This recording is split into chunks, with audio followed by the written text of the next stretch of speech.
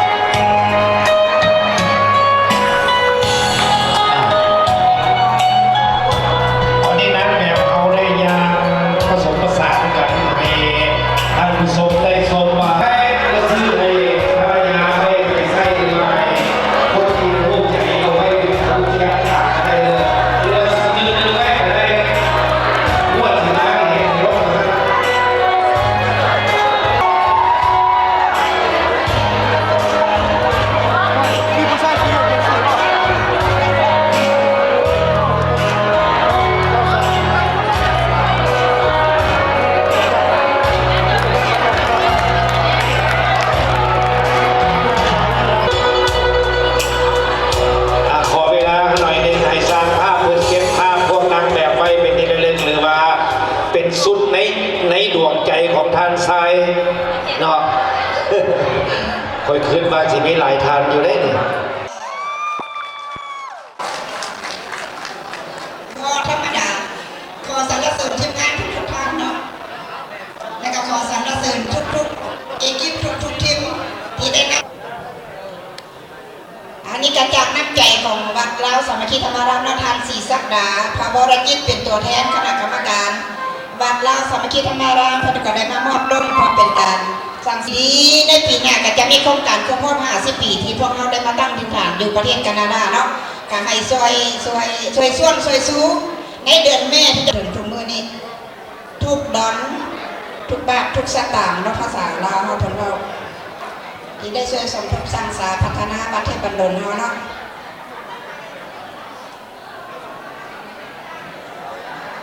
ขอขอบใจหลายขอให้มีสีจะซื้อโคงลงเพียงนาหักบ่ลืมดื่มใจนาเพื่อนแก้วหักบ่ลืมส่วนดินฟ้าโลกกระสินบ่ทวีดิ้นจากน้องบ่ลืมขอไว้บอกวันที่ว่ามาปกป้องใจเห็นสองพบกันใจปาถนากินแสนแม้ลอยมาจากสวรรค์โบกไปฝันถูกสัมพันธ์หาบ่ลืมเขาว่าบุพเพมีมาคู่กัน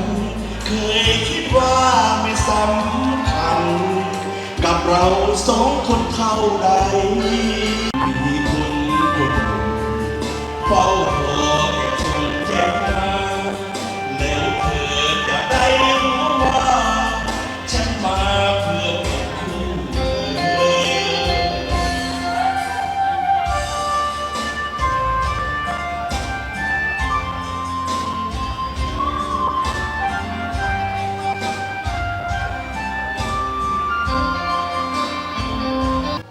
สบายดีเอาพอเฮานี่คันสิเว้ากันได้โอกาสได้มาร่วมกันในงานปีใหม่เนาะคันสิเว้าและในงานนี้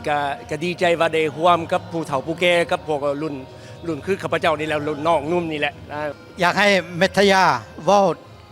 เนื้อหนึ่งเกี่ยวกับเรื่องจุดประสงค์ของมื้อนี้le but pour que ce soit Ok, le but ce soir, en toute façon,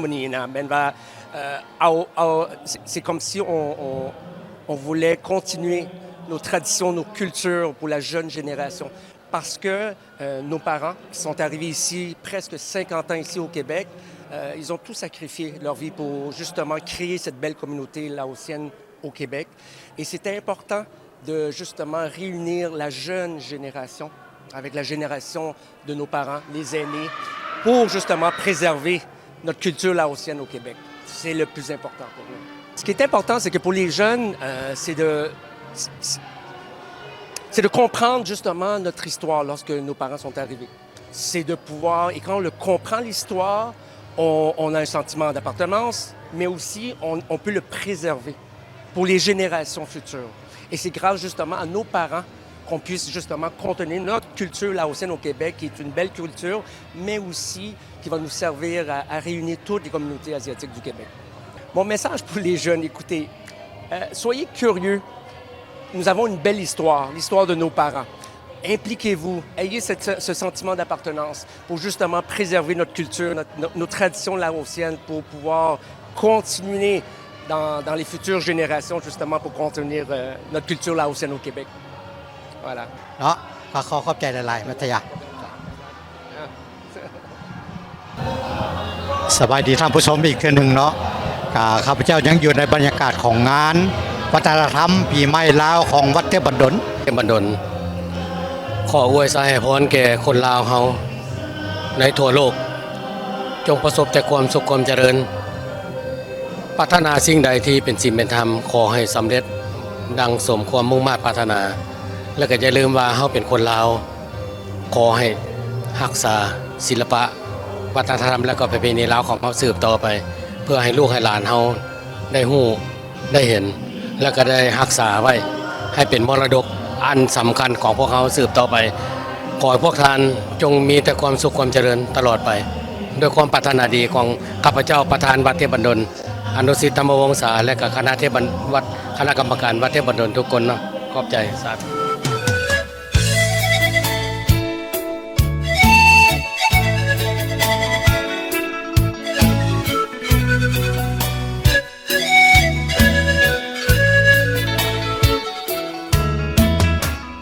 เหมือนเรือล่องไป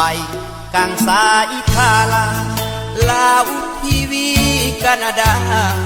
กำเนิดเกิดมาด้วยศรัทธาใจ ด้วยความมุ่งมั่นบากบั่นให้ถึงจุดหมายทีมงานกลุ่มลุมซุ้มใส่ไก่ไก่หับใส่สังคม ลุ่มดอนบางตอนอ่อนล้าลาวทีวีแคนาดา ฟันฝ่าทามกลางคืนลมท้อแต่บ่ถอย หวังคอยคะแนนนิยม คำเห็นตำหนิติชมขอกราบก้มด้วยความยินดี นานนับปีลาวทีวีแคนาดา